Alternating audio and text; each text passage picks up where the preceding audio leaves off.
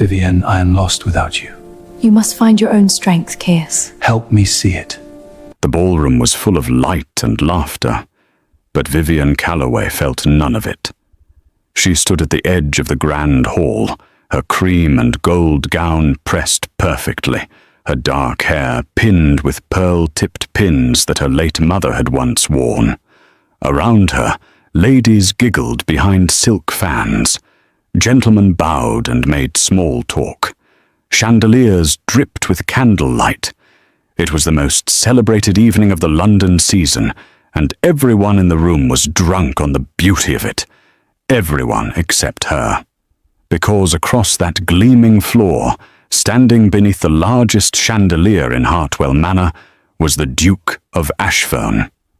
Lord Caius Hartwell, tall, broad-shouldered, with dark eyes that had once looked at Vivian like she was the only candle in a very dark room.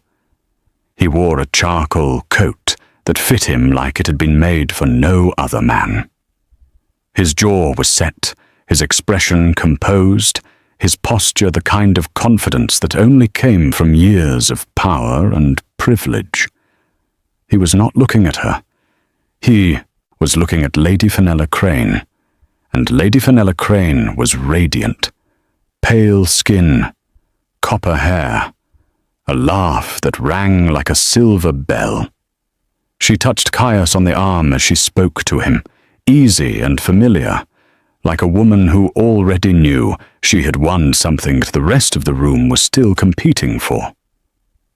Vivian watched. She did not cry.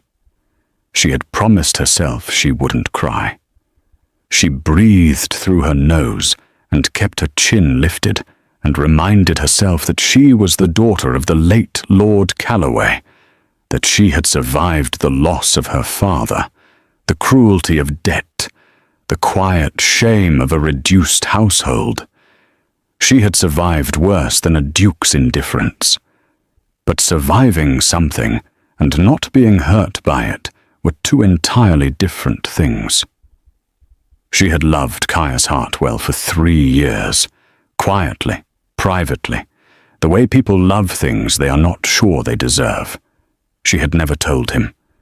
She had never needed to, because there had always been a moment, a glance, a conversation held too long, a hand offered too gently, that had made her believe he already knew, that he felt it too. That when the right season came, he would say the words out loud, and the quiet love between them would finally have a name. Tonight, she understood that she had been wrong. Lord Percival Dunmore appeared at her left. He was the second son of an earl, broad-faced, kind-eyed, with a warm smile that he aimed at her now, like a gift he was not sure she would accept. "Miss Calloway," he said gently, "you look like a woman standing in a rainstorm without an umbrella." She almost laughed. Almost. "That obvious?" she asked. "Only to someone paying attention," he said. "Which I confess I have been. You have been standing here for 11 minutes. I counted. She turned to look at him properly then, surprised by the honesty in his voice. Percival Dunmore was not a man she had given much thought to before tonight. He was pleasant, decent, the kind of man who filled a room without needing to dominate it. "Why would you count?" she asked. He smiled again, slower this time. "Because I kept waiting to see if anyone else would notice. No one did." He paused. "May I escort you to the refreshment table? I find that cold lemonade fixes approximately 40% of all social miseries." She accepted his arm. She did not look back at Caius Hartwell. She tried very, very hard not to look back. She looked back. He was still watching Fenella Crane. But for one single second, as if some invisible thread had pulled at him, his eyes lifted and found Vivian across the room. The look lasted less than a breath. Then it was gone. He turned back to Lady Fenella and smiled, and the smile was easy and handsome, and it cracked something small and fragile inside Vivian's chest. She faced forward. She kept walking. She told herself it did not matter. By the end of the night, 3 noblemen would ask for her hand, and the Duke would fall to his knees. But that part of the story had not happened yet. Vivian Calloway had not always been poor in the way that London noticed. Her father, the late Lord Edmund Calloway, had been a generous man with a warm heart and a deeply unfortunate habit of trusting people who did not deserve it. By the time he died, 2 years passed. The Calloway estate in Dorset had been sold. The London townhouse had been leased to a merchant family from Bristol, and Vivian, along with her younger sister Petra and their sharp-tongued Aunt Dorothea, had moved into a narrow house on Clifton Street that was respectable enough to keep their reputations intact, but humble enough to keep their pride in constant discomfort. Petra was 17 and still young enough to be hopeful about everything. She had their father's bright eyes and their mother's easy laugh, and she believed, with the total conviction of someone who had not yet been properly disappointed, that Vivian would marry wonderfully and restore the family's standing before the end of the season. Although Dorothea believed the same thing, though she expressed it with considerably less warmth. "You are 22, Aunt Dorothea said at breakfast the morning after the Hartwell ball, buttering her toast with the focused aggression of a woman conducting a military operation. "You are not old, but you are not young either. The window does not stay open forever, Vivian." "Good morning to you too, Aunt," Vivian said. "Do not be clever with me before I have finished my tea." Aunt Dorothea set down the butter knife. She was 61, small, and built like someone who had once been soft and then decided against it. She wore grey most mornings, sensible shoes always, and an expression of permanent evaluation. She loved Vivian and Petra fiercely, in the way that people love things they are terrified of losing, which meant she showed it mostly through criticism and strategy. "Lord Dunmore sought you out last night." "He offered me lemonade," Vivian said. "He offered you his attention, which is considerably more valuable. His income is 4,000 a year. He has land in Suffolk and a house in the city. His mother is difficult but manageable." Aunt Dorothea tapped the table once. "He is a good prospect. I am aware. Then act aware. Smile at him. Let him speak. Men like Percival Dunmore do not require much encouragement, but they do require some." Petra looked up from across the table, her dark curls loose around her face because she had not yet pinned them. "What about the Duke?" she asked. The silence that followed was the kind that had weight. "What about him?" Vivian said, her voice very calm. "He watched you leave the ball," Petra said. "I saw him. When Lord Dunmore walked you to the refreshment table, the Duke watched you go. He did not look happy." Aunt Dorothea made a sound that was not quite a laugh. A duke who watches a woman walk away is not the same as a duke who acts. Lord Caius Hartwell has had 3 seasons to declare himself. He has not. She picked up her toast. He is either a coward or he is not interested, and in either case, he is not useful. Vivian said nothing. She was thinking about the way his eyes had found hers across the ballroom floor. Less than a breath. But it happened. She put it away. She was getting very good at putting things away. The first note arrived that same morning, delivered by a footman in deep green livery to the front door of the Clifton Street house. It was addressed to Miss Vivian Calloway in handwriting that was precise and slightly formal, and when she opened it, she found 4 lines. It read, "I hope last evening was not entirely unpleasant for you. I find myself thinking about the lemonade conversation, with more fondness than is probably reasonable. If you are willing, I would like to call you tomorrow at 2. Yours, Percival Dunmore. Petra read it over her shoulder and made a delighted noise. He is already writing letters, Petra said. That is a very good sign. Vivian read it again. It was a kind note, warm without being excessive. She liked that he had mentioned the lemonade. She liked that he had been honest about the fondness. She wrote back a short reply, agreeing to the call, and handed it to the waiting footman. Then she went upstairs, sat on the edge of her bed, and allowed herself exactly 5 minutes to think about Caius Hartwell before she firmly, deliberately, refused to think about him any more. The 5 minutes stretched to 15. She was not proud of it. Percival Dunmore called the following afternoon precisely at 2, which Aunt Dorothea noted approvingly, and Petra interpreted as proof of strong romantic character. He brought flowers, pale yellow ones that Vivian did not know the name of, and he sat in the front parlour with the easy posture of a man who was comfortable taking up space without needing to prove why. He was accompanied by his younger brother, a narrow-faced young man named Theo, who said almost nothing but watched everything, with bright, curious eyes, and seemed to be conducting some kind of private assessment that he had not shared with anyone. They talked for an hour. Percival was funny in a dry, quiet way that Vivian had not expected. He asked her about the books on the shelf near the window, and actually listened when she answered, which was rarer than it should have been. He asked about Dorset, and when she mentioned the estate without any bitterness in her voice, she saw something in his face that looked like respect. Before he left, he asked if he might call again. She said yes.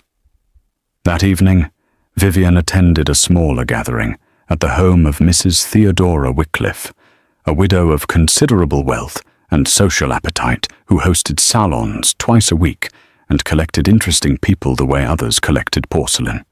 The guest list that night was perhaps 30 people, arranged in the long drawing room, with its dark red walls and shelves lined with books that actually appeared to have been read. Vivian arrived with Aunt Dorothea and found herself quickly separated by the easy current of social movement. She greeted Lady Mirabelle Foss, who was 40 and magnificent, and said exactly what she thought about everything. She spoke briefly with Sir Thomas Aldgate, a retired naval officer who now wrote poetry that nobody read, but everybody praised. She accepted a glass of wine from a passing tray and stood near the window, watching the room. That was when she saw him. Not Caius. Not yet. Lord Stellan Vane. He was standing near the fireplace, speaking with Mrs. Wycliffe, and he was the kind of man who made a room feel slightly rearranged. He was perhaps 30, with fair hair and an angular face, and pale grey eyes that swept the room with the detached intelligence of someone who found most things interesting, but few things surprising. He wore a deep burgundy coat, and carried himself with the ease of a man who was accustomed to people watching him, and had long since stopped caring. Mrs. Wycliffe caught Vivian's eye and waved her over with the unsubtle enthusiasm of a woman who had decided something without consulting anyone. "Miss Calloway," she said warmly, taking Vivian by the arm, "you must meet Lord Stellan Vane. He has just returned from 18 months in Florence, and he is absolutely full of interesting opinions about everything." Lord Vane looked at Vivian with those pale grey eyes and smiled. It was a measured smile, thoughtful rather than warm, but there was something genuine at the edges of it. "Miss Calloway," he said, "I have heard your name." "Should I be concerned?" she asked. He tilted his head slightly. "Only if your reputation for asking uncomfortable questions is as accurate as reported." She blinked. "Who reported that?" "Lord Dunmore, actually. We are old friends. He mentioned you at dinner 2 nights ago. He paused. He mentioned you quite a bit, in fact. Vivian did not know what to do with that information, so she filed it, alongside all the other things she was currently not sure what to do with, and asked him about Florence instead. He talked about it beautifully, not in the way that people described places they wanted others to be impressed by, but in the specific, textured way of someone who had actually looked at a thing and loved it. He described the light at certain hours, the particular sound of rain on terracotta, a small restaurant near the Arno, where the owner's mother still made pasta by hand every morning. Vivian found herself genuinely listening. When the evening ended and she was collecting her wrap, Lord Vane appeared beside her. "I hope we speak again," he said simply. "I expect we will," she said. She meant it. Caius Hartwell was not at the salon, but she heard his name twice, once from Lady Mirabelle, who mentioned that he had been seen riding with Lady Fenella in the park that afternoon, and once from Aunt Dorothea on the carriage ride home, who said it the way you say a word you are, using as a warning. Vivian looked out the carriage window at the dark London streets and thought about light in Florence, and a man with grey eyes who had listened to her talk about Dorset with real attention, and another man with kind eyes who had counted 11 minutes to make sure no one was ignoring her. She was not sure what she was doing, but she was beginning, very slowly, to feel like something was shifting. There was a third man she had not yet met. She did not know that. She did not know that within the week he would walk into a room she was standing in and change the entire shape of the story she thought she was living. She did not know that Caius Hartwell had gone home the night of the ball and stood at the window of his study for a long time, thinking about the way she had left the room on Percival Dunmore's arm without once looking back. She did not know that it had bothered him more than anything had bothered him in years. She did not know any of that yet. But the season was young, and London was full of rooms, and the story was only just beginning. The morning Lord Stellan Vane sent flowers to Clifton Street, Petra screamed. Not a scream of fear. A scream of pure, uncontained joy that brought Aunt Dorothea rushing from her writing room with ink still on her fingers and her reading spectacles pushed up on her forehead. Petra was standing in the front hallway, holding an enormous arrangement of deep ivory roses wrapped in cream paper. Her face the color of someone who had just witnessed a miracle and was not fully prepared for it. "They are from Lord Vane," Petra announced, thrusting the small card at Vivian. "Lord Stellan Vane. He sent roses. Ivory roses, Vivian. Do you know what ivory roses mean?" "Petra," Vivian said. "They mean devotion, or the beginning of devotion, or the possibility of devotion." Petra pressed the card to her chest. "This is the most romantic thing that has happened in this house since Father was alive." Aunt Dorothea took the card, read it, and pressed her lips together in the way she did when something pleased her, but she had decided not to say so out loud. The note was short. It said only, "I found myself thinking about our conversation long after it ended. I believe that is worth acknowledging. Yours with sincerity, Stellan Vane." "He is a Viscount," Aunt Dorothea said, handing the card back. "His family seat is in Northumberland. Income of 6,000 a year, possibly more since his father's estate was settled." She paused. "He is also, by all accounts, a serious man, not given to empty gestures." "So the flowers are not empty," Vivian said. "No," Aunt Dorothea said. "They are not." Vivian set the card on the table and looked at the roses for a long moment. They were beautiful. Quietly, carefully beautiful, in the way that things chosen with thought always were. She touched one petal with the tip of her finger. She thought, briefly and against her will, about Caius Hartwell, about whether he had ever sent her flowers. He had not. In 3 years of knowing her, of dancing with her twice at the Pemberton Ball 2 seasons ago, of sitting beside her at a dinner at Lord Farcastle's house and talking with her until the candles burned low, he had never once sent flowers. She picked up the vase and carried it to the window, where the light was best. Lord Dunmore called again that Thursday. He brought his friend this time, a man named Sir Griffith Hale, who was a baronet from Yorkshire, with weathered hands and an easy laugh, and the kind of face that looked like it had seen a great deal of the world and found most of it entertaining. Sir Griffith immediately charmed Petra into a spirited argument about whether the Lake District or the Scottish Highlands produced better scenery, and the argument was so lively and good-natured that even Aunt Dorothea smiled twice without appearing to notice she was doing it.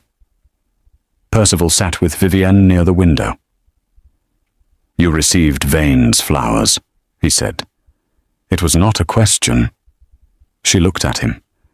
He mentioned he would send them. He did not mention it, but Stellan does not do things halfway.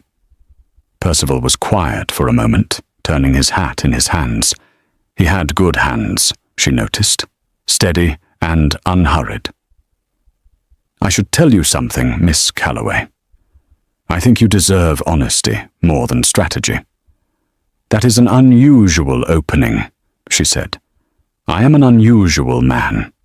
He met her eyes. "I care for you.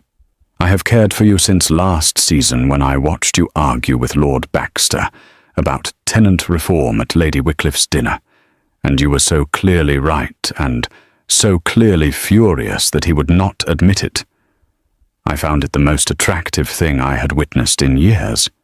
He paused. "I am not telling you this to pressure you. I am telling you because Stellan is my friend, and he is also pursuing you, and I think you should know that you have real choices in front of you, and that both of us mean what we say." Vivienne stared at him. "You are remarkably straightforward," she said. "Life is short," he said, simply. "And you have been treated like a woman who should be grateful for scraps of attention. You should not be grateful for that. You deserve someone who chooses you openly and without hesitation." Something in her chest pulled tight. She thought about scraps of attention. She thought about 3 years of glances across ballrooms and conversations that went on too long, and a man who had never once, in all that time, said anything that could be held to. She looked at Percival Dunmore, with his steady hands and his honest eyes and his 4,000 a year, and she felt something she hadn't felt in a long time. Safe. She felt safe. "Thank you," she said, and she meant it in a way that went deeper than politeness. The event that changed the temperature of the season entirely happened 4 days later, at the Countess of Rollston's afternoon garden party.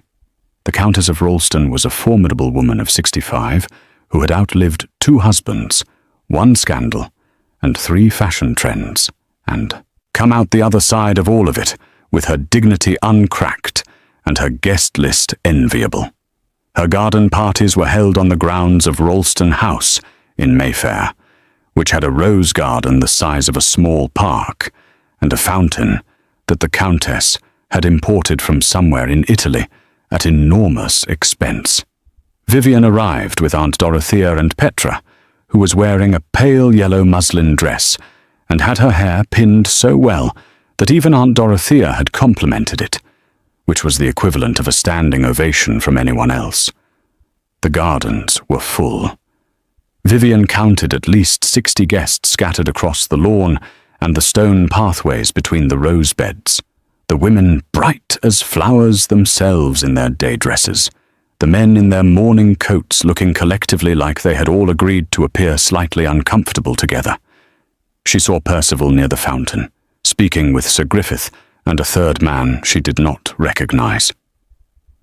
She saw Lord Vane standing with the Countess, herself leaning slightly down to hear what the older woman was saying, his fair head tilted with that attentive quality she was beginning to recognize as characteristic of him.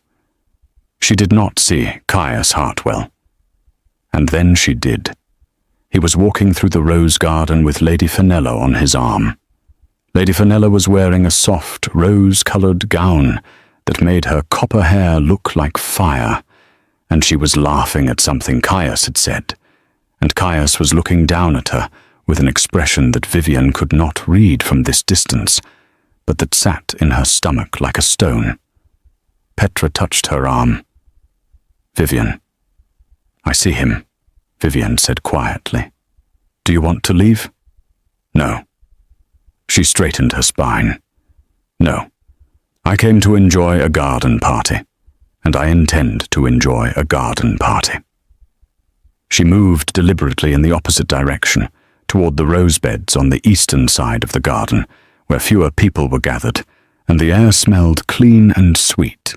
She walked slowly, looking at the flowers, letting the beauty of the day settle over her like armor.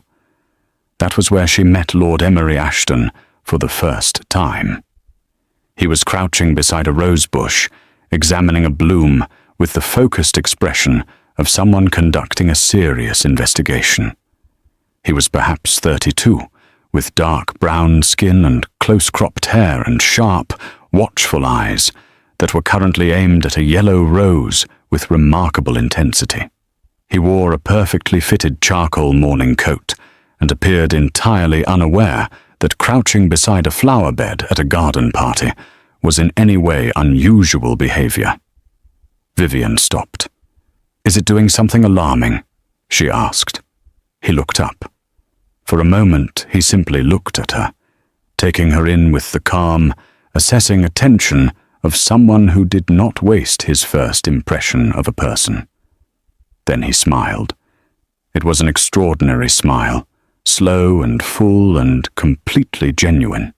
"It is the wrong color," he said. "The rest of this bed is crimson. This one is yellow. Someone planted it differently, and I am trying to determine if it was an accident or a choice." "Does it matter?" she asked. "Enormously," he said. He straightened up to his full height, which was considerable, and extended a hand. "Lord Emery Ashton. I am a friend of the Countess, and possibly also her preferred argument partner, but that is a separate matter." "Vivian Calloway," she said, taking his hand. Something crossed his face. Recognition, maybe, or something adjacent to it. "I know your name," he said. "Lord Vane said the same thing to me recently," she said. "I am beginning to wonder what is being said about me." "In my case," he said, "I know your name because I was present at the House of Lords last spring when your father's petition was being discussed. The petition about the tenant relief provisions." He paused. Someone mentioned that his daughter had written much of the supporting argument. I remembered it because the argument was very good. Vivian stared at him. Nobody had ever said that to her. She had spent 3 weeks writing that argument, quietly in the back of her father's study, and her father had presented it himself because that was simply how things were done, and afterward no one had known or asked or cared that she had been the one to write it. "You are Lord Ashton," she said slowly, "the reformist peer." "That is one of the kinder things I am called. Yes," he said. His eyes were warm and sharp at the same time, which was a combination she found immediately compelling. They talked for 20 minutes beside the misplaced yellow rose. He was brilliant and direct, and occasionally funny in a way that caught her off guard, and he listened to her with the quality of attention that made her feel as though what she was saying was actually the most interesting thing happening in the garden, which, given the 60 other guests, was saying something. When they finally moved back toward the main gathering, Vivian felt something she could not immediately name. It was not the safe feeling that Percival gave her. It was not the intrigued, slightly unsettled feeling that Stellan Vane produced. It was sharper than both. Brighter. Like a window being thrown open in a room that had been closed for too long. She did not notice that Caius Hartwell had stopped walking the moment he saw her with Lord Ashton. She did not notice that he stood very still beside the fountain for a full minute, watching them talk, watching her laugh, his expression locked in something that Lady Fenella, still on his arm, had to say his name twice to break. She did not notice any of that. She was too busy feeling, for the first time in a long time, like herself. That evening, dressing for a dinner at Lord and Lady Farcastle's house, Petra came into Vivian's room and sat on the bed and said, with the directness of someone who had been holding the thought all afternoon, "You have 3 men paying you attention, Vivian. 3. Percival Dunmore, Lord Vane, and now Lord Ashton, and they are all remarkable." "I am aware," Vivian said, looking at herself in the mirror. "And you are still thinking about the Duke," Petra said. Vivian did not answer. "Vivian." "I know," she said quietly. "I know, Petra." Petra came to stand beside her, meeting her eyes in the mirror. She was 17 and still young, but in that moment her face held something old and certain. "He chose someone else," Petra said gently. "He is still choosing her. Every day he does not come to this house or send a note or say a single word. He is choosing her." She paused. "You deserve someone who chooses you back." Vivian looked at her reflection. The cream and gold gown, the pearl pins in her dark hair, the careful, composed face of a woman who had taught herself not to show what things cost her. She looked for a very long time. Then she picked up her gloves and went downstairs. The dinner at Lord and Lady Farcastle's was the kind of event where social tension hid itself under excellent food and good manners, and everyone pretended very hard not to be watching everyone else. Lord Farcastle was 60, jovial, and deeply proud of his wine cellar. Lady Farcastle was 55, elegant, and the kind of hostess who arranged her seating with the precision of a general positioning troops before a battle. She had seated Vivian between Lord Ashton and a sharp, silver-haired widow named Lady Constance Brierley, who was 68 and had opinions about everything, and the social standing to express them without consequence. Caius Hartwell was seated 4 places down on the opposite side of the table, next to Lady Fenella. Vivian knew this before she sat down because she had looked. She hated that she had looked.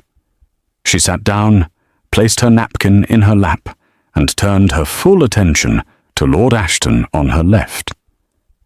"We are meeting again," he said. "The season is small," she said. "London is enormous," he replied. "The season is a choice." She looked at him. He was watching her with those sharp, warm eyes, and the hint of that slow smile, and she understood that he was saying something that he meant to say, and that she was meant to hear it properly. "How do you find Lady Farcastle's table?" she asked, because she needed a moment. "Excellent flatware," he said agreeably. "Acceptable soup. Exceptional company, at least on this side of the arrangement." Across the table and 4 seats down, Caius Hartwell said something to Lady Fenella that made her laugh. Vivian heard the laugh. She kept her eyes on Lord Ashton. "Tell me about the reform work," she said. "The tenant provisions. What happened after the petition?" His eyes sharpened with real interest. "You want to actually discuss it?" "I wrote half of it," she said. "Yes. I want to discuss it." Something moved through his face. Not surprising exactly. More like recognition, the way you look at someone when they confirm something you had already suspected. He talked, She listened and responded, and pushed back on 2 points that she genuinely disagreed with, and he did not talk over her or look surprised that she had a counter-argument or soften his position simply to be agreeable. He engaged with her, properly, directly, without condescension. Lady Constance Brierley, on her right, leaned over at one point during a lull in the general conversation and said in a low voice, "Lord Ashton has not talked this much at a dinner table in 2 seasons. I have been watching him for years. He is not a man who wastes words." Vivian said nothing, but felt the words settle somewhere significant. The dinner had 7 courses and lasted nearly 3 hours. By the time the dessert was cleared and the company began to separate into smaller groups, Vivian had a headache forming behind her left eye from the effort of being composed and present and entirely unaffected by the low, warm sound of Caius Hartwell's voice that carried occasionally from the other side of the room. She was standing near the tall windows at the end of the drawing room, taking a quiet moment with a cup of tea, when she became aware of someone standing beside her. She turned. It was Caius. Up close, he was always more than she remembered. It was maddening. He was looking at her with those dark eyes that she had spent 3 years learning to read, and his expression was the particular one he wore when he was thinking something he had not yet decided how to say. "Miss Calloway," he said. "Your Grace," she said. The formality of it landed between them like a small, cold thing. She watched him notice it. "You look well," he said. "Thank you. I saw you in the garden today, at the Countess's party." He paused. "With Lord Ashton?" "Yes," she said simply. He waited, as if expecting her to say more. She did not say more. She had spent 3 years filling silences for him, interpreting pauses and gestures and half-formed glances, and she was done filling silences. If he had something to say, he could say it. "Ashton is a good man," Caius said, finally, his voice carefully neutral, principled, intelligent. "He is," she agreed. Another pause. Something shifted in his face. The neutrality cracked at the edges. "And Dunmore has been calling at Clifton Street," he said. She looked at him steadily. "He has." "Vivian." He said her name, her actual given name, not the formal address, and the sound of it in his voice was so familiar and so unbearable that she had to work very hard to keep her face still. "I want to ask you something." "Then ask it," she said. He opened his mouth. Something complicated happened in his expression. And then, from across the room, Lady Fenella's voice rose above the general conversation, bright and clear. "Caius, Lady Farcastle wants to show us the portrait gallery. Come, she is waiting." He looked over his shoulder, then back at Vivian. The moment stretched thin. "We will speak again," he said. "Perhaps," she said. He went. She watched him go and kept her face perfectly composed and her spine perfectly straight, and when she turned back to the window, she pressed one hand flat against the cold glass and breathed slowly until the ache in her chest became manageable again. Lord Vane appeared at her shoulder 3 minutes later with a fresh cup of tea. "That looked difficult," he said quietly. She turned to look at him. His pale grey eyes were steady and without judgment. "How much did you see?" she asked. "Enough," he said. He held out the tea. "You do not have to tell me anything, but I am here if you want company." She took the tea. They stood at the window together, not speaking, and it was one of the most comfortable silences she had experienced in recent memory. The morning following the Farcastle dinner, Vivian received 3 separate pieces of correspondence before noon. The first was from Percival Dunmore, inviting her to a concert at the Aldgate residence the following Wednesday, a small musical evening with perhaps 20 guests. The second was from Lord Ashton, a short note that said, "I looked up the final version of the petition this morning. The passages you wrote are the strongest in the document. You should know that." It was unsigned except for a single initial. The third was from an address she didn't immediately recognize. When she broke the seal and read it, her hands went very still. It was from the Duchess of Hartwell, Caius's mother.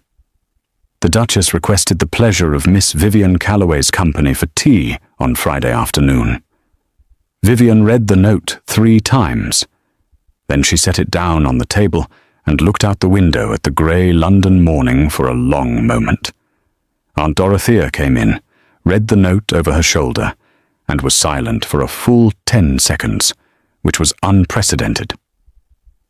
"The Duchess," she said finally. "Yes," Vivian said. "Not Lady Fenella's mother. Not a mutual acquaintance. The Duke's mother." "Yes," Vivian said again. Aunt Dorothea sat down in the chair across from her, with the controlled care of someone who needed to think and didn't trust their legs to do it standing up. "This is either very significant or a very polite cruelty," she said. "Women like the Duchess do not invite young women to tea without intention." "What kind of intention?" Vivian asked. "That," Aunt Dorothea said, "is precisely what you are going to tea to find out." Petra appeared in the doorway, took one look at both of their faces, and said, "What happened?" Vivian held up the note. Petra crossed the room in 4 steps, read it, and looked up with eyes wide and cheeks flushed. "The Duchess," she whispered. "Everyone keeps saying that," Vivian said. "Because it means something," Petra said fiercely. "It means something, Vivian. Mothers do not invite women to tea for no reason. She wants to know you. She wants to see you. Or she wants to assess me and find me insufficient," Vivian said. "Then she will be wrong," Petra said, with the total conviction of someone who loved her sister without reservation and had no patience for the alternative. Vivian went back to the window. Outside, a light rain had begun to fall on the grey London street, and the sound of it against the glass was quiet and steady, like something being said very softly but without stopping. She thought about the Duchess's invitation. She thought about Caius in the drawing room, saying her name in that voice. She thought about the 3 men who had sent flowers and notes and cups of tea, and who had each, in their different ways, seen something in her that felt real. She thought about what Percival had said about scraps of attention. She was so tired of accepting scraps. Friday arrived with a cold, bright morning that turned warmer by afternoon. Vivian dressed carefully, in a deep sage-green gown with small pearl buttons at the cuffs, and Petra stood behind her and fixed the pins in her hair with hands that were slightly trembling from excitement. Hartwell House was in Grosvenor Square, large and severe and beautiful in the way of things built to remind you of their owner's permanence. The butler received her at the door and led her through a hallway of pale marble to a sitting room at the back of the house that was warmer and more personal than the grand entrance suggested, lined with books and filled with afternoon light. The Duchess of Hartwell was 70, small and white-haired, and she had the kind of eyes that had once been dark and striking and still were, just surrounded now by decades of experience that made them considerably more dangerous. She looked at Vivian the way people looked at things they were deciding about. "Sit," she said. Not unkindly, simply directly. Vivian sat. Tea was poured. The Duchess asked about Dorset, about the Calloway estate, about Vivian's father, about the petition. That last one surprised her so much that she answered it, more honestly than she had intended to, and the Duchess listened with the focused attention of a woman who did not have patience for anything false. Then the Duchess set down her cup and said, "My son is a fool." Vivian blinked. "He is a good man," the Duchess continued, as if clarifying an important distinction. "But he is also a fool, and the two are not mutually exclusive. He has spent 3 years watching you from a careful distance and telling himself that he was being sensible, and in the meantime he has allowed himself to be pointed at Lady Fenella Crane by people who care more about advantageous connections than about whether my son is actually happy." She paused. "Are you in love with him?" The silence was enormous. Vivian sat very straight and kept her face composed and thought about all the careful things she could say, and decided against every one of them. "I was," she said quietly. "For a long time." "Was," the Duchess said. "I am no longer certain," Vivienne said. I'm uncertain about many things at present." The Duchess studied with her. Then she nodded once, slowly, as if Vivian had passed something she had not known she was being tested on. "That," the Duchess said, "is the most honest thing anyone has said in this house in months." She picked up her teacup again. "3 men are pursuing you," she said. It was not a question. "It appears so," Vivian said carefully. "Good," the Duchess said. "Let them." Word travelled in London, the way water travelled through stone. Slowly, inevitably, and through every crack available. By the Monday following Vivian's tea at Hartwell House, there were 3 separate accounts of the visit, circulating in drawing rooms across Mayfair. By Tuesday, the accounts had multiplied and acquired details that had not been present in any version of the actual event. By Wednesday, when Vivian arrived at the Aldgate residence for the musical evening that Percival had invited her to, she was met by the particular quality of attention that comes when a room full of people have all been talking about you and have just watched you walk in. She had felt it before.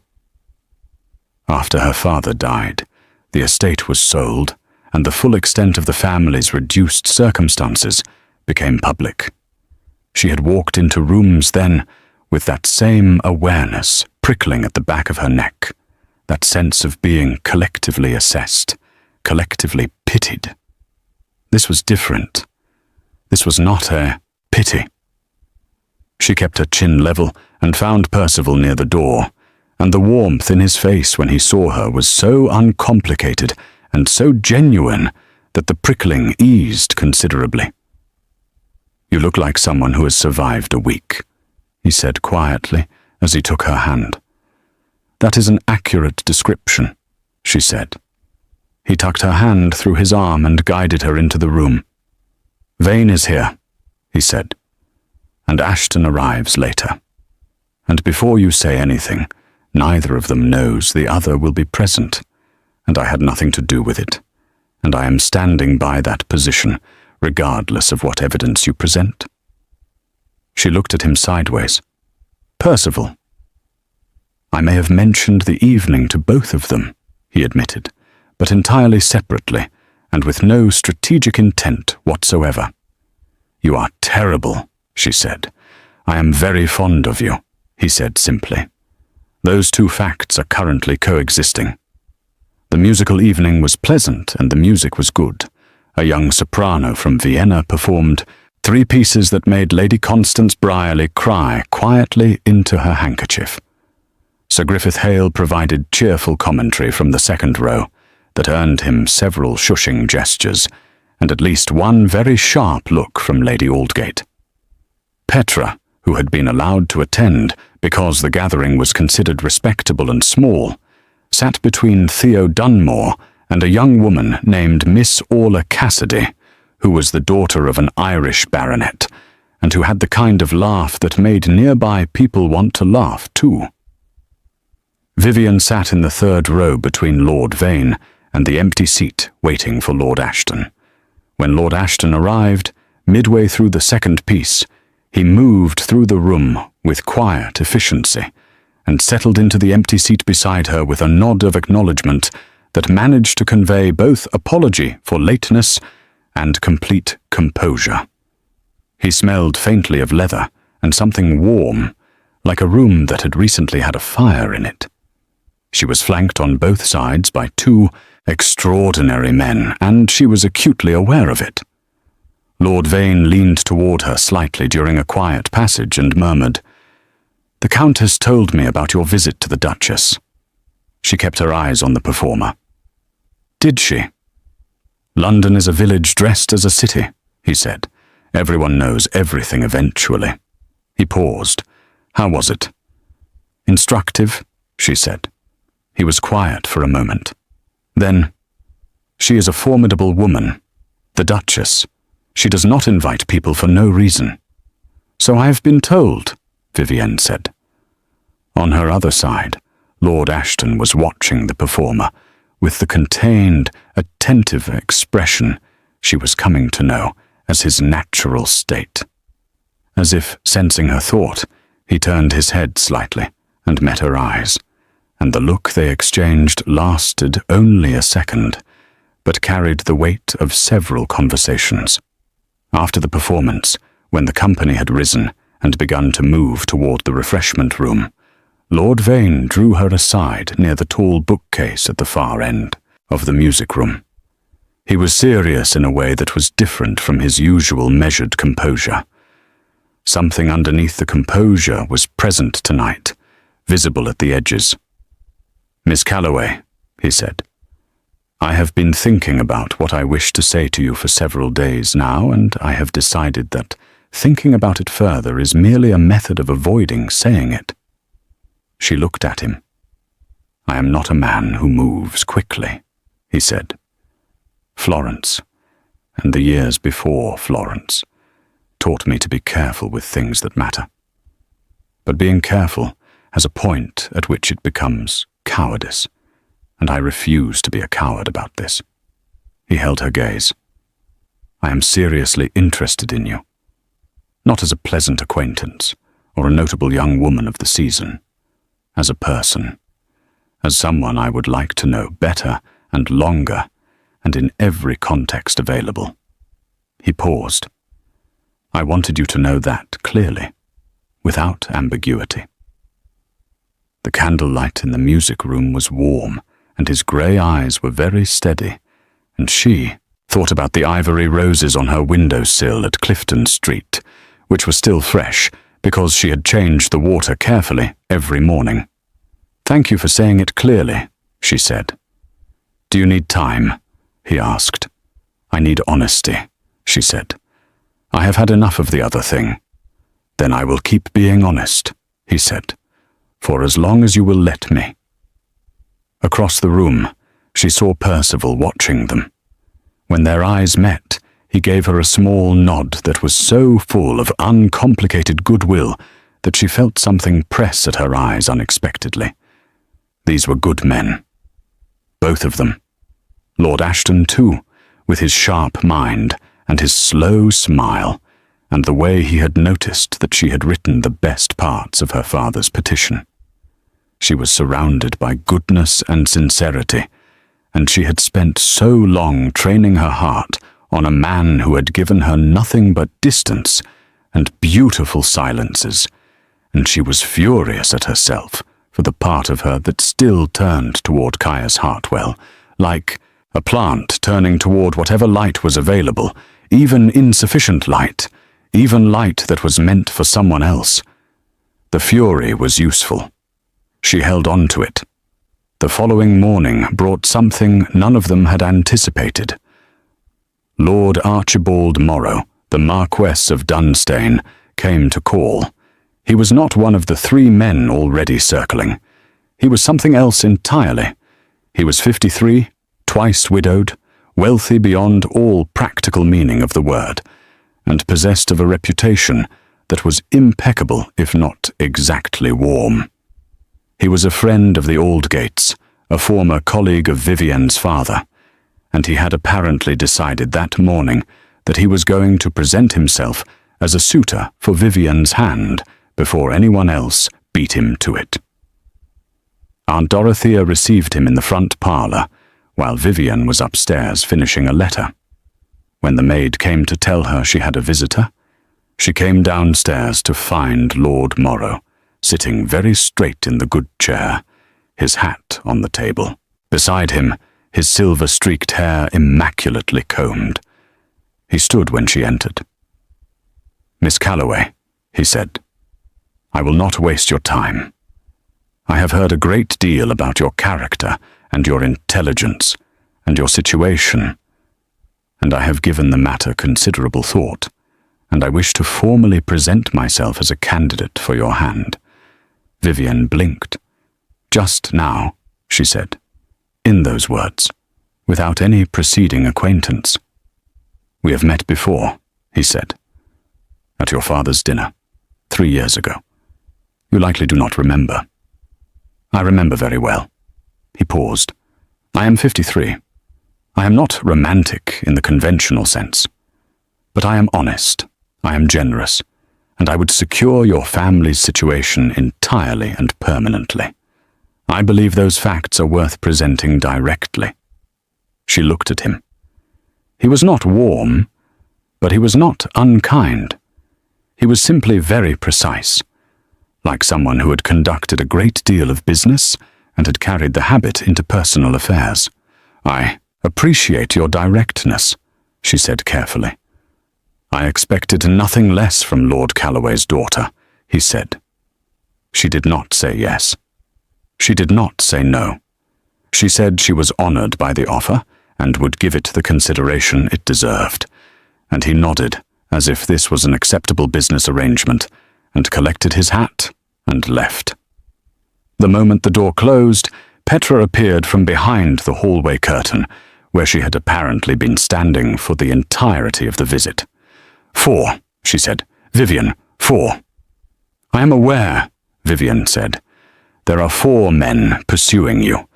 A viscount, a lord, a baronet, and now a marquess." Petra's voice had taken on the breathless quality it got when life exceeded her expectations. "This is a manhua.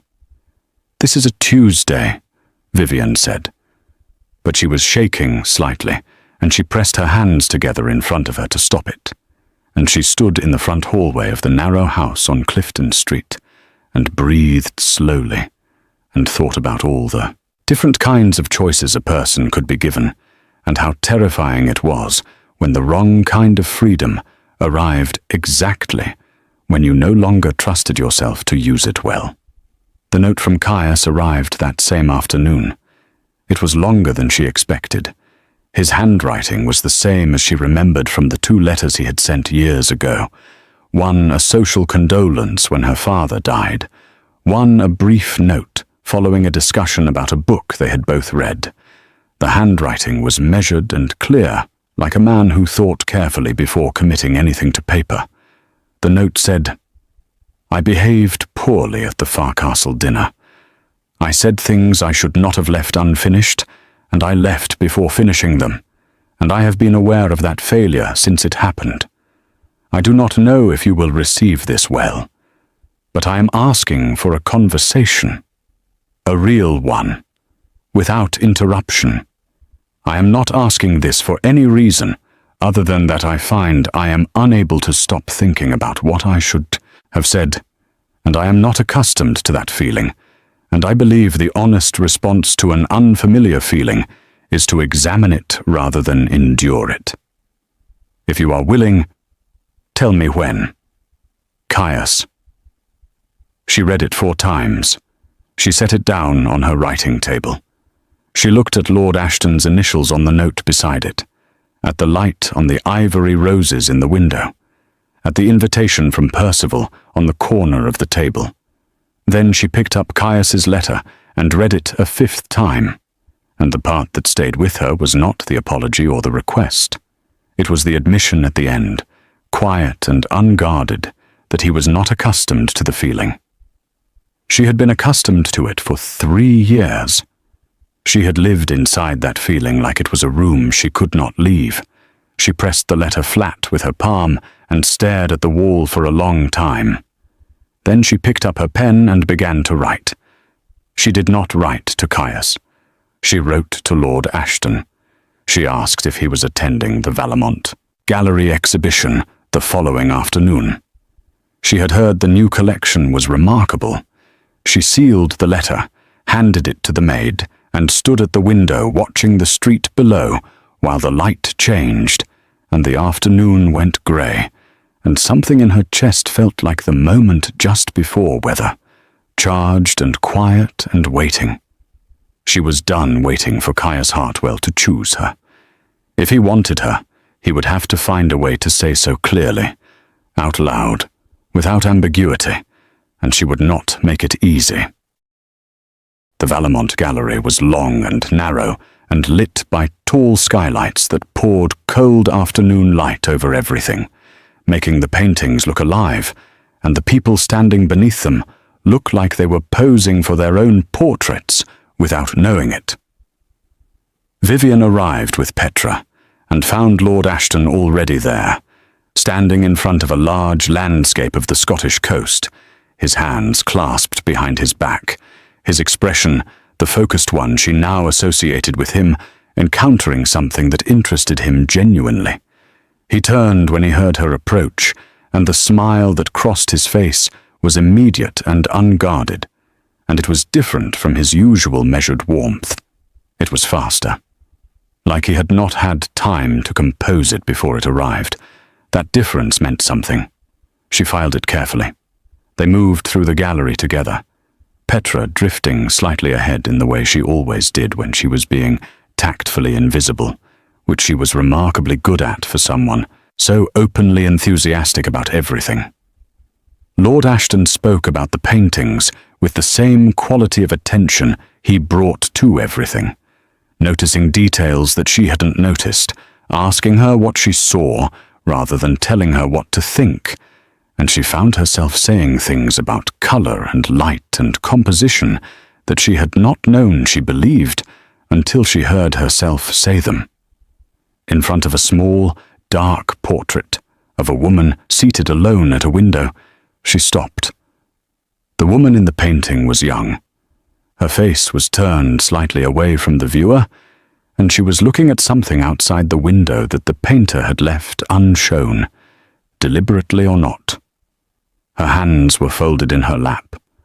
Her expression was not sad exactly.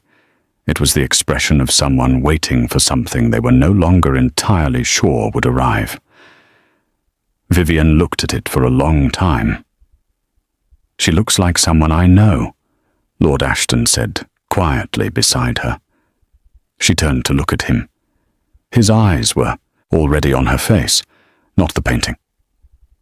"Emery," she said, his given name, which she had not used before. It came out before she decided to say it, and she saw it register in his face. "Yes," he said simply. "I need to tell you something," she said, "about my situation, about why I am uncertain about certain things." "You do not owe me explanations," he said. "I want to give you one," she said, "because you have been honest with me, and you deserve the same." She looked back at the painting. "I have been in love with someone for 3 years. Someone who never said what he felt. Someone who looked at me like I mattered and then consistently acted as though I did not. And I waited for him to choose me, and he did not choose me, and I am still," she paused, and the pause cost her something. "I am still untangling myself from it." The gallery was quiet around them. Petra was several paintings away, her back carefully turned. "I know who you mean," Emery said. She looked at him quickly. "The Duke," he said. "It is not a secret, Vivian, not to anyone paying attention. And I pay attention." He was quiet for a moment. "I am not asking you to be untangled. I am not asking you to arrive at my door without history or complication. I am asking you to let me be present while you find your way through it." He paused. "That is, if you want me there." She looked at him, at the steadiness of him, at the intelligence in his face and the patience underneath it, and the warmth that he wore without performance. "Why?" she asked. "You are brilliant and principled, and you could have anyone." "I do not want anyone," he said. "I want someone who argues with me about tenant reform, and notices the misplaced flower in a garden, and reads faces at dinner parties, and writes better petitions than the men who present them." He held her gaze. "I want you specifically, not a simpler version of you, not a version without the history." Something cracked open in her chest, something that had been sealed, shut for a long time. She did not cry, but it was close. "Give me time," she said. "I have time," he said. What happened next was not something any of them had prepared for. They were moving toward the gallery exit, Petra rejoining them, when Vivian heard a voice that stopped her cold. Lady Fenella Crane was standing near the door, speaking to a woman Vivian did not recognize, and her voice was carrying in the particular way that voices carried in stone-floored galleries, clear and without mercy. "3 men chasing the Calloway girl," Lady Fenella was saying, with a laugh that was light and dismissive. "It is almost sweet. She has nothing, you know. No estate, no real income, barely a name worth the paper it is printed on. I cannot imagine what they see in her. A project, perhaps. Men do love a restoration effort." The woman with her laughed, too, a smaller, more uncertain laugh. "Caius finds it amusing, I think," Lady Fenella continued. "The attention she's getting. He told me last evening that he has known her for years, and she has always been very eager to please, very hopeful. You know the type." Vivian stood absolutely still. Petra's hand found her arm. Vivian felt it, the grip tight and warm and furious. Emery Ashton had gone very still beside her. The warmth had left his face entirely, replaced by something controlled and cold that she hadn't seen in him before. He said quietly, "Miss Calloway, will you permit me a moment?" "Emery," she said. "I will not make a scene," he said. The controlled coldness in his voice was more dangerous than anger would have been. "But I will not stand in a gallery and allow that to pass without response." He looked at her. "Will you permit me?" She looked at his face, at the controlled fury there, entirely on her behalf, and something moved through her that was gratitude, and something warmer than gratitude. "Yes," she said softly. He crossed the gallery floor in 8 measured steps. He did not raise his voice. He did not perform. He simply positioned himself in Lady Fenella's line of sight and said, in the clear, quiet tone of a man who was accustomed to being listened to, "Lady Crane, I believe you are discussing Miss Calloway." Lady Fenella turned. She took in Lord Ashton, and her expression shifted, recalibrating. "Lord Ashton," she said, "I was simply making conversation." "You were making conversation about a woman who wrote the most compelling argument for tenant reform this Parliament has seen in a decade," he said. "A woman whose character is considerably more distinguished than her circumstances, which are themselves the result of her father's misplaced generosity rather than any failure of her own." He paused. "I would ask you to remember that, and I would ask you to be more careful about what you say in a room with good acoustics." He returned to Vivian's side. The gallery was deeply, satisfyingly silent. Lady Fenella's face was the color of old chalk. Petra made a sound beside. Vivian, that was not quite a word, but conveyed everything. Vivian looked at Emery Ashton and felt something settle in her with the solid, definitive weight of a decision being made without fanfare. She was not there yet. She was still untangling, as she had told him. But she could see where the path was leading, and for the first time in 3 years, it was leading somewhere that was not made entirely of waiting and hoping and the slow erosion of her own certainty. What she did not know was that someone else had been in the gallery. Tucked behind a partition near the far wall, having arrived minutes earlier to meet a colleague who had not yet appeared, was Caius Hartwell. He had heard everything. He had heard Lady Fenella's words about Vivian.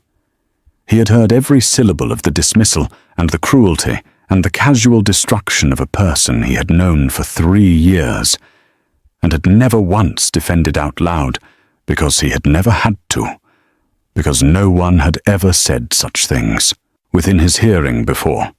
He had heard Emery Ashton cross the room and speak with the quiet authority of a man who considered Vivian worth defending without calculation. He had heard the silence that followed.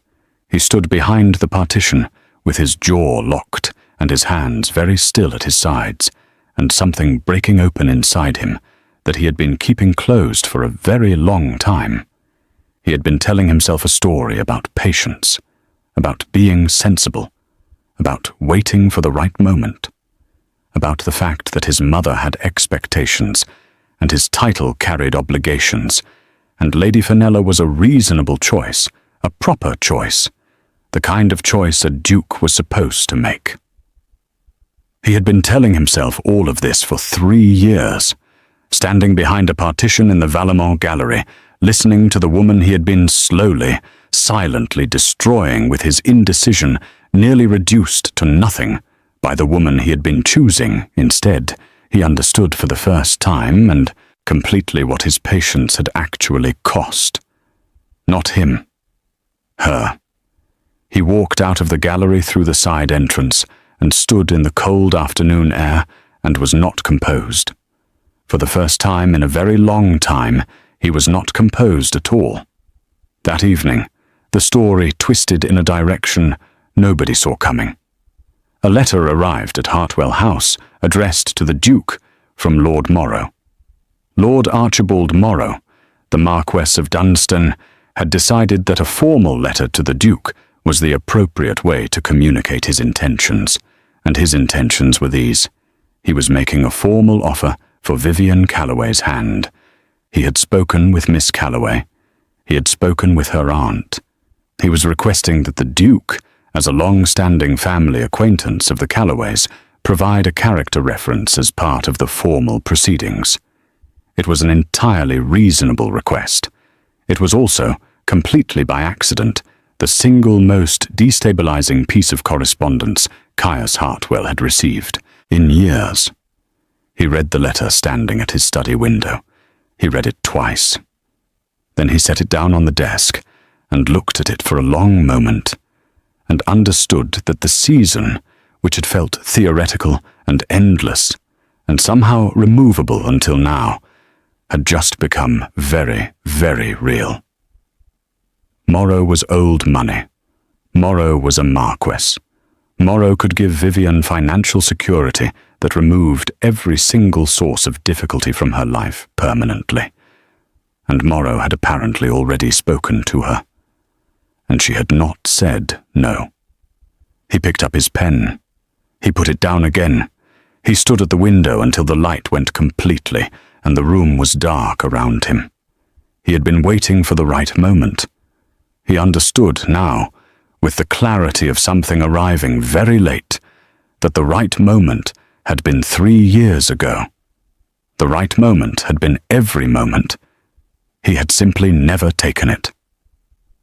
He called for his horse. It was nearly 9 in the evening. He rode to Clifton Street. The lights were still on in the front parlour of the narrow house. He could see them from the street, warm and yellow behind the curtains. He sat on his horse in the dark street and looked at those lights and thought about everything he had not said. Then he dismounted and knocked on the door. The maid who answered looked alarmed. It was not a conventional hour for a call. He asked if Miss Calloway was receiving. The maid disappeared. He stood in the doorway. Aunt Dorothea appeared first. She looked at him with an expression that contained several years of opinions about him, compressed into a single look, and she said nothing, and she stepped aside. Vivienne appeared in the hallway. She was not in an evening dress. She was in a simpler gown, deep green, her hair down from its pins and loose around her shoulders, and she looked more herself than he had ever seen her look in a ballroom, which was the moment he understood that he had been making a fundamental error for 3 years in only ever seeing her in places where she had to perform. She looked at him. Her face was very still. "Caius," she said. "I need to speak with you," he said. She looked at him for a long moment. Then she said, "Come in." He stood in the front parlour of the narrow house on Clifton Street, and he did not look like a duke. He looked like a man. He looked like a man who had ridden through the dark and arrived somewhere he should have arrived years ago and knew it. His coat was slightly disordered from the ride. His hair was not perfectly placed. His hands, which Vivienne had never seen anything but composed, were not entirely still. She stood across the room from him and kept her arms at her sides and waited. She had promised herself she would wait, that she would not help him, that if he had come here to say something, he would have to say it without her pulling it out of him word by careful word. He looked at her like a man who had rehearsed something and then abandoned the rehearsal. "I was in the gallery today," he said. She went still. "I heard what Fenella said." His voice was low and steady, but there was something under it, something pressed down and barely held. "I heard all of it," she said. "Nothing." She kept her face composed and her breathing even, and she waited. "I did not defend you," he said. "I was standing 10 feet away and I did not move. And Ashton crossed that room and said what I should have said, what I should have been saying for years, and I stood behind a partition and did nothing." He stopped. "That is not something I can explain in any way that reflects well on me. I am not going to try." "No," she said quietly. "You should not try." He looked at her sharply. Something in her calm seemed to cost him more than anger would have. "I have been a coward," he said. "Yes," she said. "I told myself I was being sensible, that the timing was not right, that there were obligations and expectations and reasons to wait." He crossed to the fireplace and stood with one hand on the mantel, not looking at her, his jaw tight. "I watched Dunmore walk you out of the Hartwell ballroom, and I told myself it did not matter. I watched Ashton speak to you in the garden, and I told myself I had time. I read Morrow's letter this evening, and I understood that I have been lying to myself for 3 years, and the lie has had a cost, and the cost has not been mine." He turned to face her then. The look on his face was the most unguarded thing she had ever seen from him.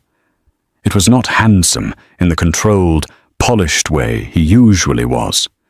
It was something rawer than that, something that had been kept in a locked room for a very long time and had just been let out. "I love you," he said.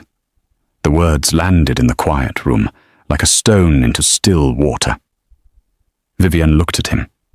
She had imagined this moment.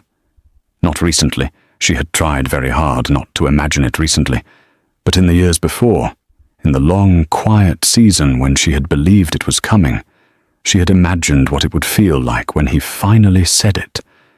She had imagined it would feel like relief, like the end of something, like a door opening. It did not feel like any of those things. It felt complicated. It felt like standing at the edge of something she was not sure was safe. "You love me," she said. "I have loved you for 3 years," he said. "I have loved you, and I have made you invisible. I have loved you, and I have kept company with another woman because she required less courage. I have loved you, and I have never once given you a reason to believe it." His voice was controlled, but the control was costing him something. "I know what I have done. I am not here asking you to forget it. I am here because I cannot in good conscience allow Morrow or Ashton or anyone else to have a fair claim on you without you knowing that I am standing here saying I love you, and I am sorry, and I am asking for the chance to prove that I understand what I have wasted." The fire was low in the grate. The room was quiet. Outside on Clifton Street, a carriage passed, its wheels loud on the cobbles, and then the night was quiet again. Vivian looked at Caius Hartwell, and she felt every year of the last 3 years pass through her in the space of a breath. She felt the ballroom at the beginning of the first season, when he had danced with her, and said she had a remarkable mind. She felt the dinner at Farcastle's, the first one, 2 years past, when they had talked for so long that they were the last 2 people at the table. She felt every glance across every room and every conversation held too long, and every moment she had translated into hope. She felt the night of the Hartwell ball, when she had watched him choose Fenella and pressed her hand flat against a cold window, and breathed until the ache was manageable. She felt all of it. And then she felt something else.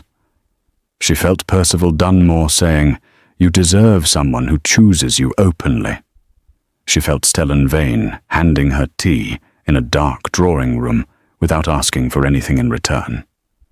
She felt Emery Ashton crossing a gallery floor with cold fury on her behalf because he considered her worth defending without calculation.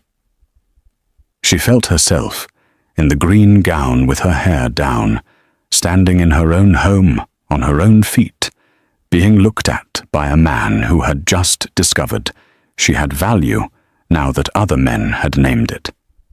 And that last thought, quiet and precise and cutting, told her something she needed to know. "Why now?" she asked.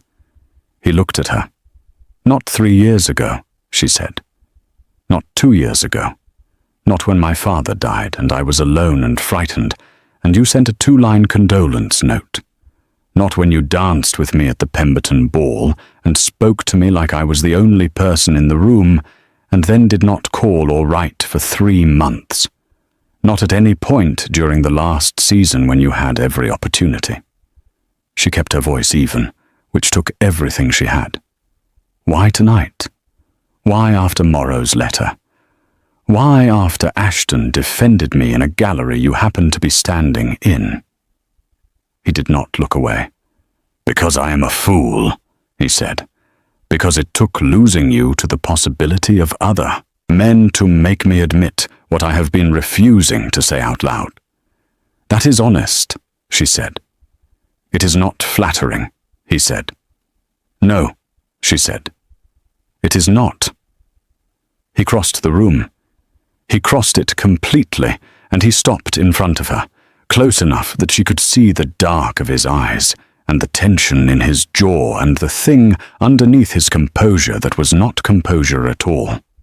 "I know I have no right to ask for anything," he said quietly. "I know you have 3 men who have treated you better in 3 weeks than I have in 3 years.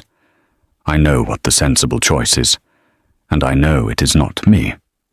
His voice dropped. "But I am asking anyway.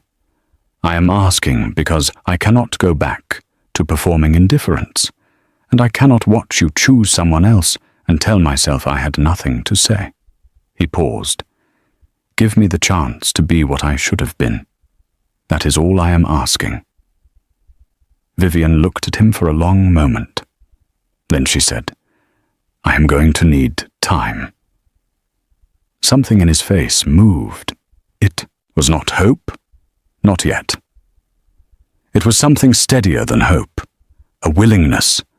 a patience that had the quality of something real rather than strategic. "I know," he said. "I am not asking you to wait," she said. "I am telling you that I do not know what I feel right now, and I will not lie about it to make either of us more comfortable." "I understand," he said.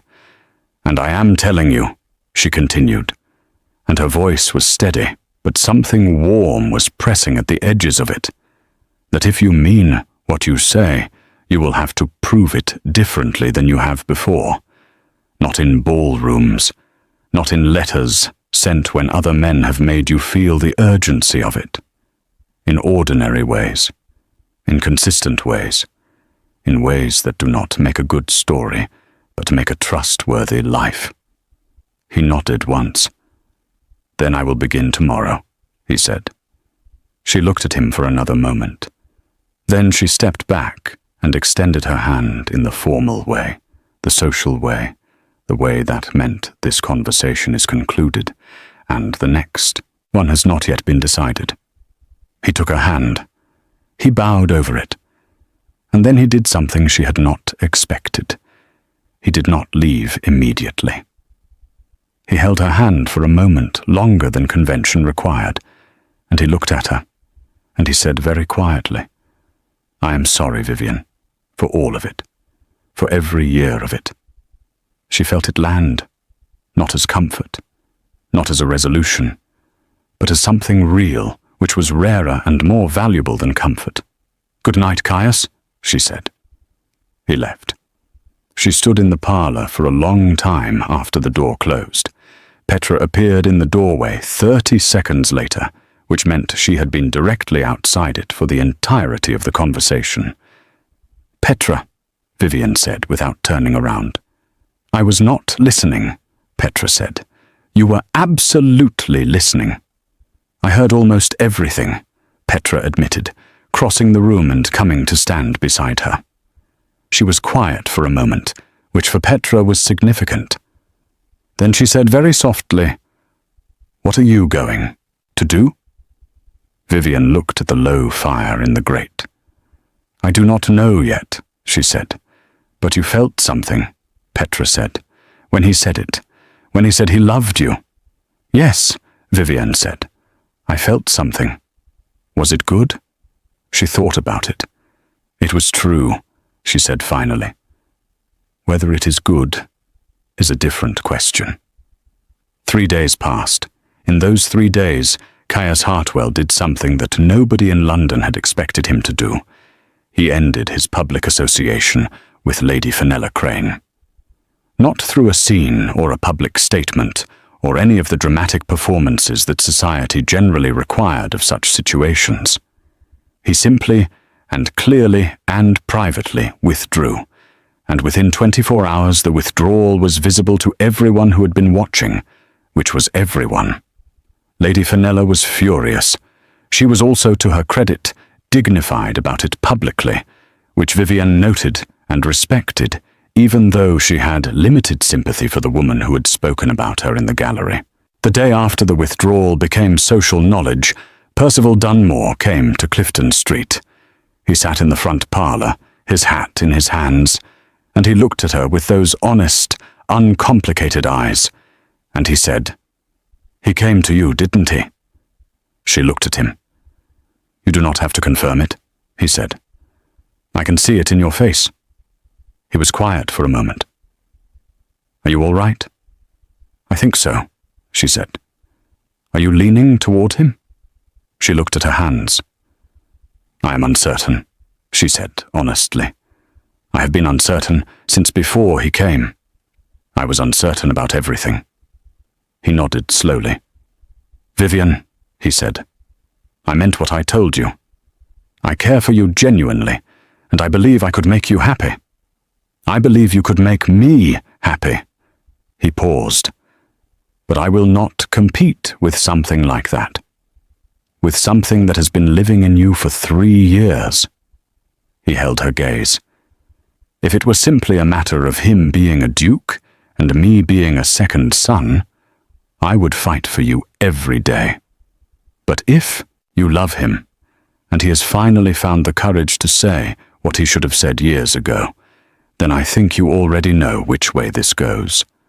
Her throat tightened. You deserve better than this situation, she said. I deserve honesty, he said. And you have given me that from the beginning. He stood, set his hat on his head, and smiled at her. The warm, uncomplicated smile that had been one of the better things about the last several weeks. I think you should know that I plan to attend the Orsgate Assembly next Friday. I also think Miss Orla Cassidy is considerably more interesting than I initially appreciated. She stared at him. Then she laughed. Genuinely, properly laughed, for the first time in what felt like weeks. Percival, she said. I am not devastated, he said. I am disappointed, and there is a difference. I am also, he added at the door, genuinely fond of you, and if the Duke proves inadequate, I will be available and deeply unsubtle about it. He left. She was still smiling. Stellan Vane came the following morning. He came alone, without flowers, without a note preceding him. He sat down across from her in the parlour and looked at her with those pale grey eyes and said, Tell me. She told him. All of it. The gallery. The letter. The visit. The conversation. She told him with the complete honesty she had been trying to give everyone since the season began. He listened without interrupting. When she finished, he was quiet for a long time. Do you trust him? He asked finally. I do not know, she said. I trust that he meant what he said when he said it. Whether that meaning is durable is a different thing.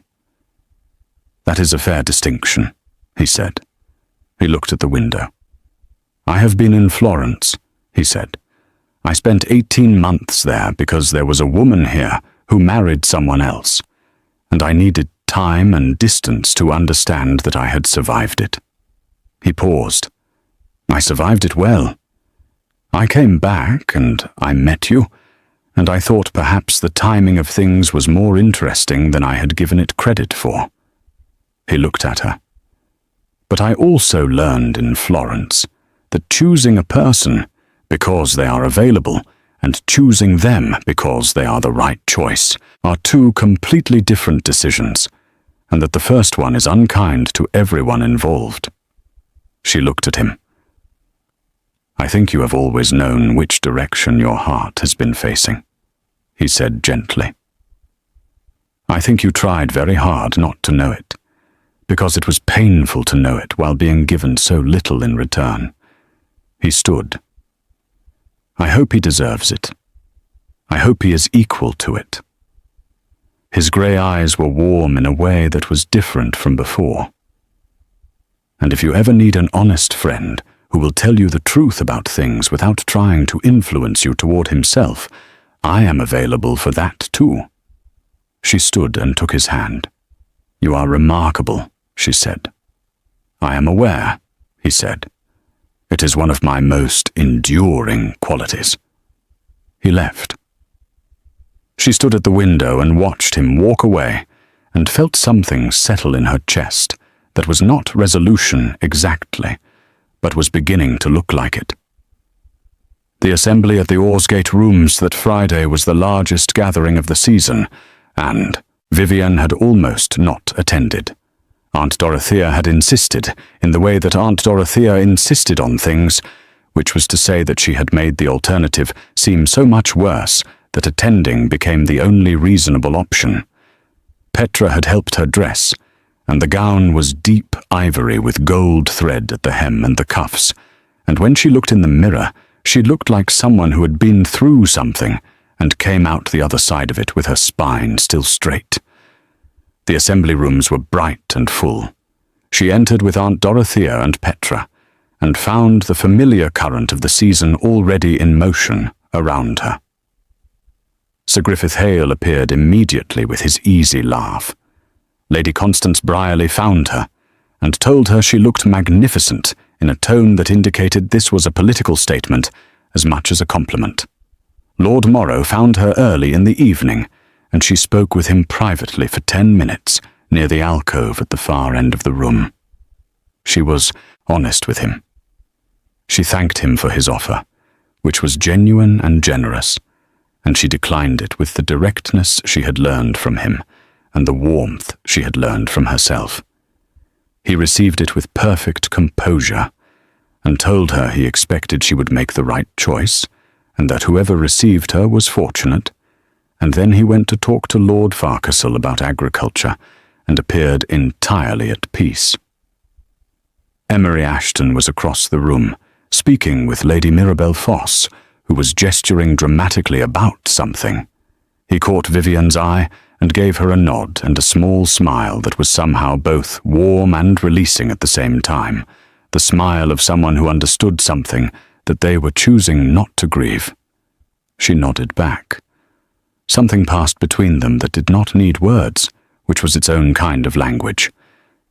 Caius arrived 40 minutes into the assembly. He came in alone. He did not bring Lady Fenella. He did not bring anyone. He walked into the bright room and his eyes went immediately to Vivian, not scanning the room the way people did when they were looking for anyone, going directly to her, the way eyes went somewhere they had already decided to go. He crossed to her. He did not do it slowly. He did not pause to speak to anyone else. He crossed the floor of the Orsgate Assembly rooms with the directness of a man who had made a decision and was not hedging it, and the room noticed. Rooms always noticed these things. She felt the collective awareness shift, felt people turning, felt the quality of attention in the air change. He stopped in front of her. "You came," she said. "I told you I would begin," he said. "I meant it." She looked at him. He was looking at her the way he had always looked at her when there was no one watching, except now there were 200 people watching, and he did not seem to care at all. "Dance with me," he said. She looked at him for a long moment. Behind her, she could feel Aunt Dorothea's absolute stillness, which was more expressive than most people's loudest moments. She could feel Petra's suppressed energy, small and electric, and trying very hard to be invisible. She took his hand. They danced. It was a waltz, which was convenient and also felt like the universe making a point. He danced with her the way he had always danced with her when they danced, which was like someone who considered the person in his arms worth his full attention. "I ended things with Fenella," he said quietly. "I know," she said. "Not because of the other men," he said. "Not because of Morrow's letter. Because of the gallery.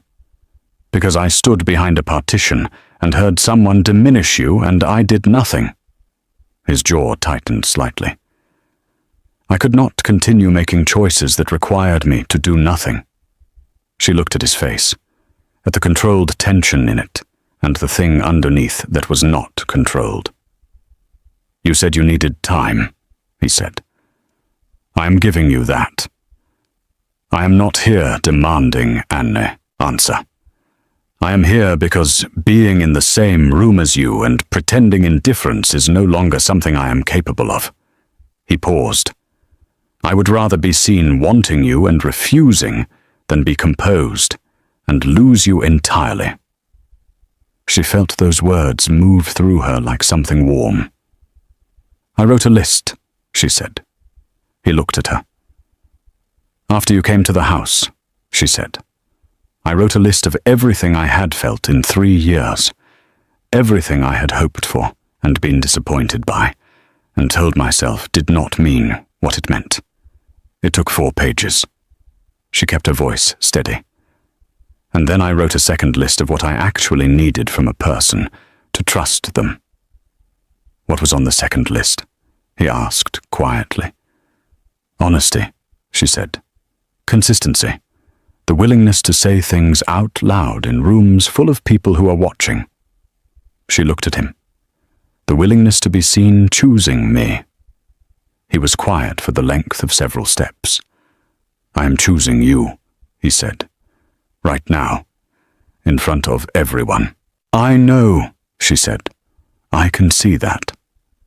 "Is it enough?" he asked. She thought about the 4 pages.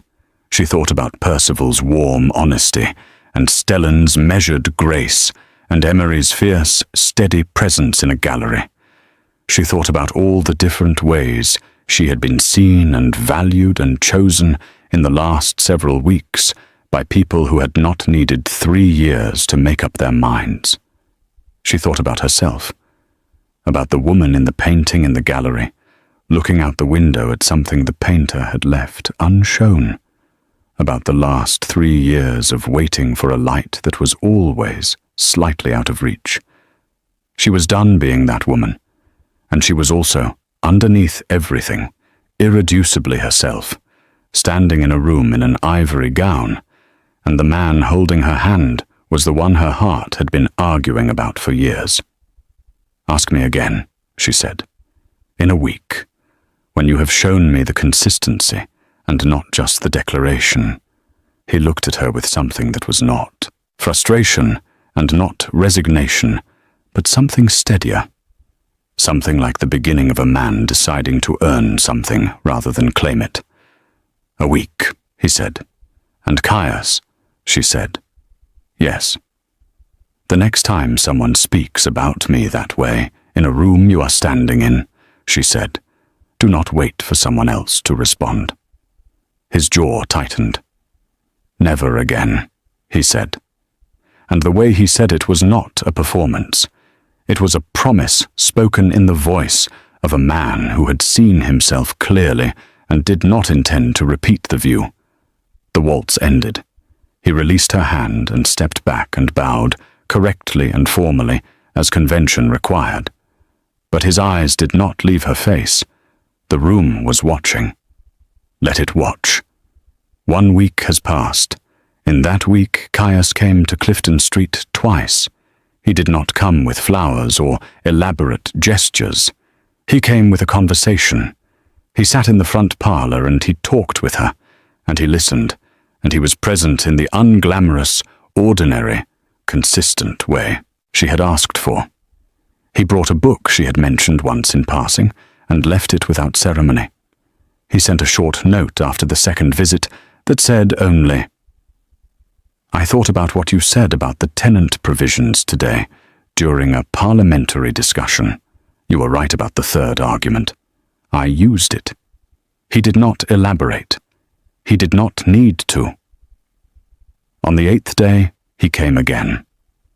She was in the front parlour when he arrived, reading by the window.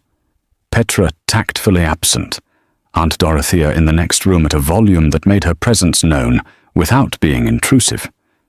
He sat down across from her. He did not wait. He looked at her and said, "I know a week was the agreement. It has been 8 days because I wanted to be sure the extra day was not impatience." She closed her book. "Was it?" she asked. "No," he said. It was a certainty. He leaned forward slightly, his arms on his knees, his dark eyes on hers. "I love you. I loved you badly for 3 years, and I intend to love you well, for the rest of my life, if you will permit it." He paused. "I am asking, Vivian, clearly, out loud, without ambiguity. Will you marry me?" The room was very quiet. Outside on Clifton Street, the sound of London continued, carriage wheels and voices, and the city breathing, and inside the narrow house with its small rooms and its pearl pins in a drawer upstairs, and its ivory roses long gone from the windowsill, everything was still. Vivian looked at him. She looked at him, and she felt all 4 pages of the list, and she felt the 2 years of grief, and the 3 years of longing, and the weeks of discovery, and all the different ways she had been shown, this season, what it felt like to be genuinely seen. And she felt, underneath all of it, the thing that had survived everything she had put it through, The thing she had tried to reason away and grieve away and rationalize away and replace with safer, more sensible, more immediately available feelings. The thing that was still there. Yes, she said. He let out a breath that carried 3 years in it. He crossed the room in 2 steps, not slowly, and he took both her hands in his and held them and looked at her with the unguarded expression she had seen for the first time the night he knocked on her door, and which she was now beginning to understand, was his real face, the one underneath the Duke, the one that had always been there when there was no performance required. Aunt Dorothea appeared in the doorway. She looked at Caius with the full weight of every opinion she had been storing since the first season. She looked at Vivian. She looked at their joined hands. Finally, she said, and returned to her room. Petra screamed from somewhere upstairs. Caius looked at the ceiling, startled. "That is just Petra," Vivian said. He looked down at her. He was almost smiling, the full, real smile she had rarely seen, the one that changed his whole face. "I have a great deal to make up for," he said quietly. "You do," she agreed. "But you have time." He lifted her hand and pressed his lips to it, not formally, not as a social gesture, but with the deliberate care of someone handling something they had nearly lost and intended never to treat carelessly again. Outside the window, London continued. The season continued.